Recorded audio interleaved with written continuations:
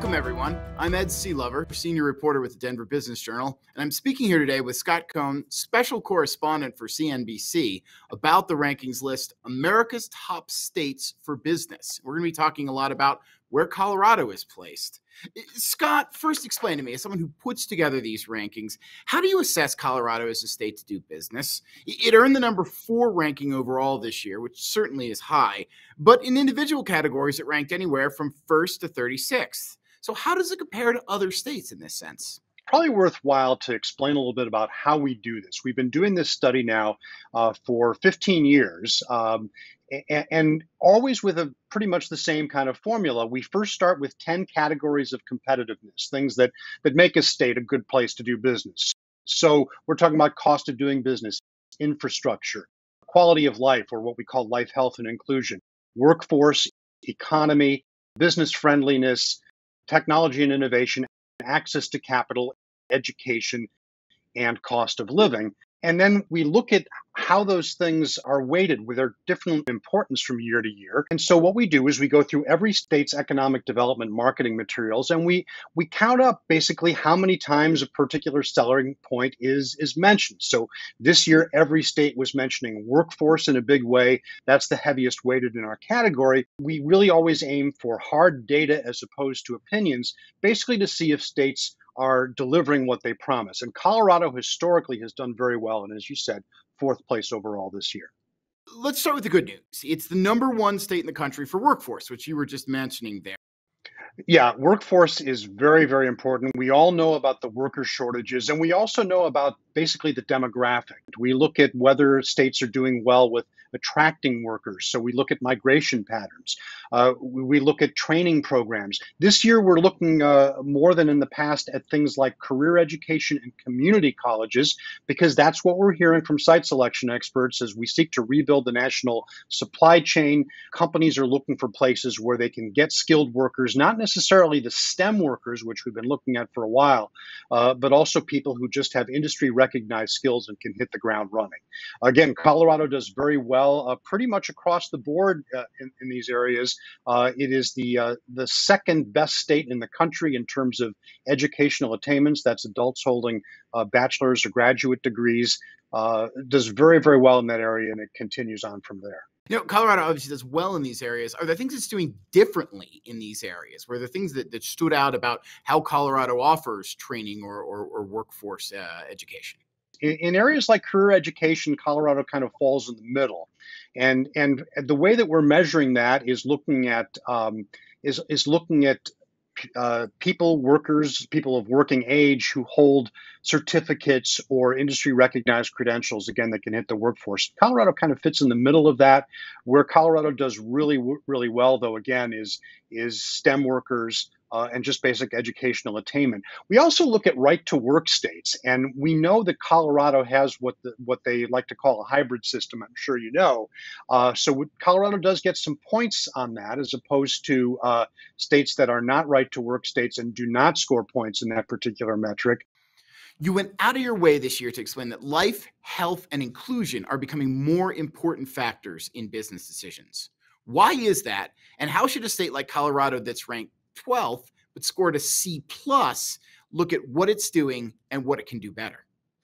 Well, life, health, and inclusion goes back to the thing that we talked about at the outset, which is the workforce. It's becoming important because states want to attract the best possible workforce, and companies are looking for a state where they're not going to throw up a whole lot of obstacles to people who want to come there, whether it's in terms of a diverse workforce or just overall quality of life.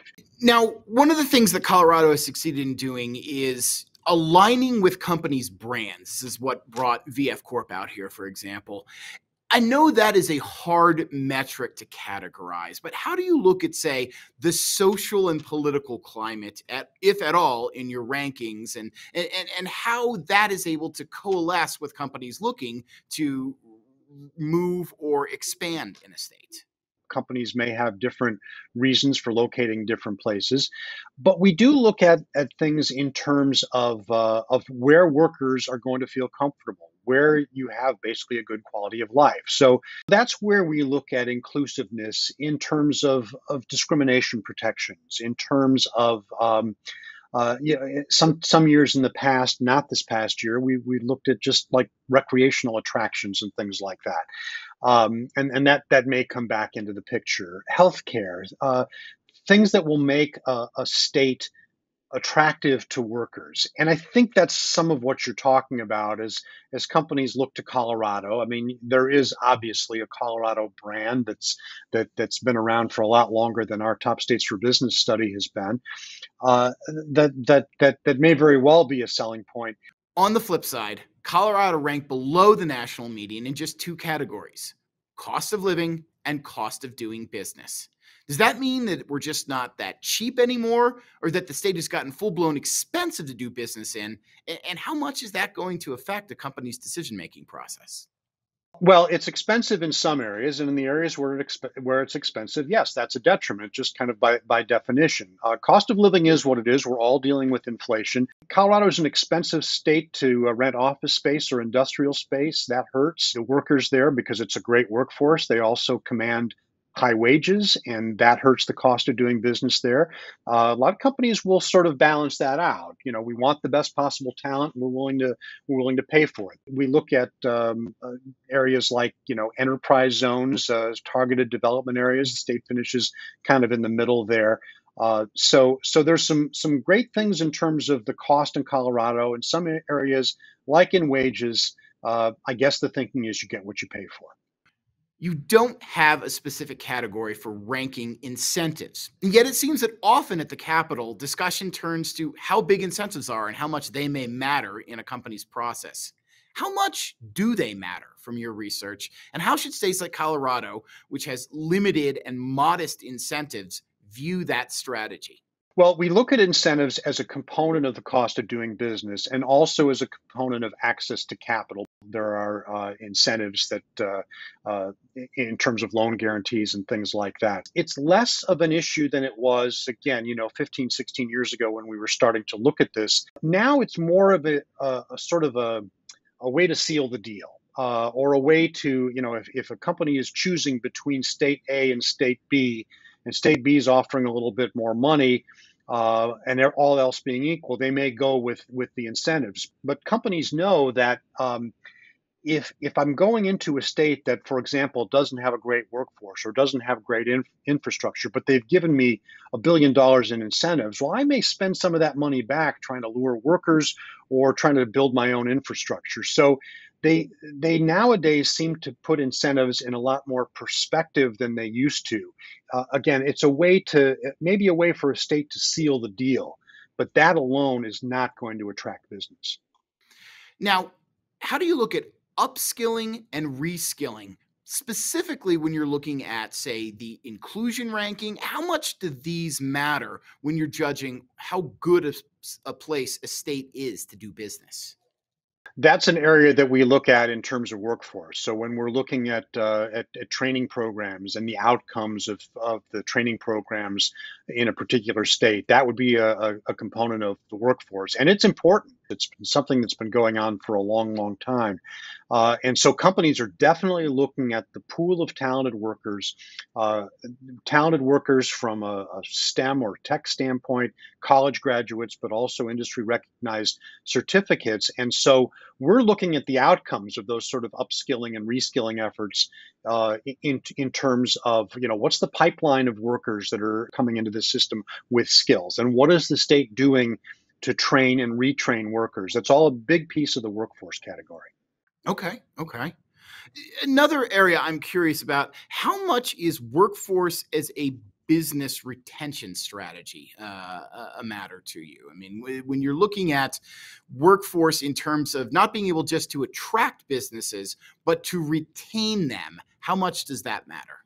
It matters a lot, and really, when we put out these rankings every year, we always say it's kind of a conversation starter on all of these areas. So economic development is about attracting businesses, but also nurturing and retaining them, and so companies and states can hopefully look to our rankings to see who's doing it the best. So retaining business is key, I think, to just about everybody's economic development efforts. When we go through that initial step, that's often a big selling point. It's not just where you can come and grow, but also where you can stay and thrive. By nature, the fact that Colorado overall does so well year after year after year, that would suggest that you're doing well in not only attracting but keeping companies. Metro Denver Economic Development Corporation has done a new campaign, the Elevation Effect, to really try to emphasize the state's workforce and what makes it different. How much do campaigns like that impact the rankings? If you have it and you can deliver it, we will measure it. Whether the marketing works or not kind of depends on whether companies are buying it. And clearly, there are companies that are coming to Colorado. They like the overall business climate, but this issue of the workforce. I talked about the demographics. Even before the pandemic, even before we were seeking to rebuild the supply chain, there was so much talk in economic development circles about what's called the skills gap, which means that there are basically more jobs available than there are skilled workers to fill them, or they're in different places. And again, just based on the numbers, based on the data, pretty much across the board, this is a really strong point for Colorado, and it's why your state finished number one in that particular category. I think you said every state is now mentioning workforce. How is this changing from years past? And what is the way in which states are using the workforce as they look at this? Yes, it's become a much more heavily mentioned area when we look through every state's economic development pitches. Workforce is up there, and it's usually mentioned not once but multiple times or in multiple different ways. We have the talent that can help you fulfill your goals. This has changed over the years. When we started doing top states back in 2007, it was really all about the cost of doing business, which is still a very important area. But it's really been supplanted by workforce. The other area that's been big over the years, kind of on and off, is infrastructure. That's a big deal now, but workforce is something that is just so top of mind right now among the companies. Uh, and remember, we're coming out of a pandemic where everybody has, it seems, has been reevaluating their work situation, and people have realized how mobile they are. So it becomes very important in the workforce category, in the category we call life, health, and inclusion, or quality of life.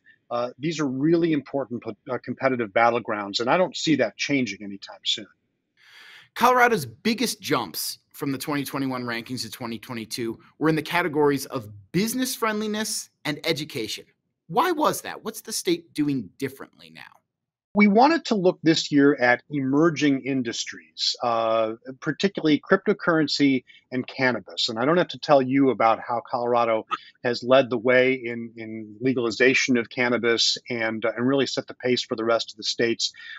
We felt that it was important to take a look at that as sort of a metric with business friendliness. And when it comes to these emerging industries, based on the data that we look at, Colorado is the best, does the best of all the states, and so that helped your overall business friendliness ranking. In terms of education, the big change this year for Colorado has been a great improvement in higher education funding. In fact, second only to California in terms of the rate of increase in funding for higher education. Some of this is federal stimulus money. Some of this is money that the state is giving to that category, and so that really helped. That was a big turnaround from 2021 and helped you improve in the education category. Okay. You mentioned that you were considering how states deal with emerging sectors like cryptocurrency or like cannabis, two sectors that I think a lot of people here in Colorado know quite a lot about and that our governor will talk your ear off about when it comes to cryptocurrency. Why is it that you're looking at areas like that when considering a state's business friendliness? It's something that we're just starting to incorporate into our rankings, and I think that the thinking was that it is a bellwether. It shows how forward thinking a state is. Particularly when it comes to something like cryptocurrency. I mean, there are states who are just sort of taking a hands-off approach, letting the industry sort of figure itself out. That's not something that the industry is particularly interested right now. They want a framework that they can work with, that they can understand. It seems like Colorado is looking in a forward way at that. And if they're looking in a forward way at these sort of new and emerging industries, we reason in terms of our study that suggests that there's an overall business friendliness that's probably something that the state should get points for. Well, Scott, thank you for giving everyone here a little bit to think about in the way that Colorado looks to attract companies and to attract jobs. And thank you for your time today. Thank you.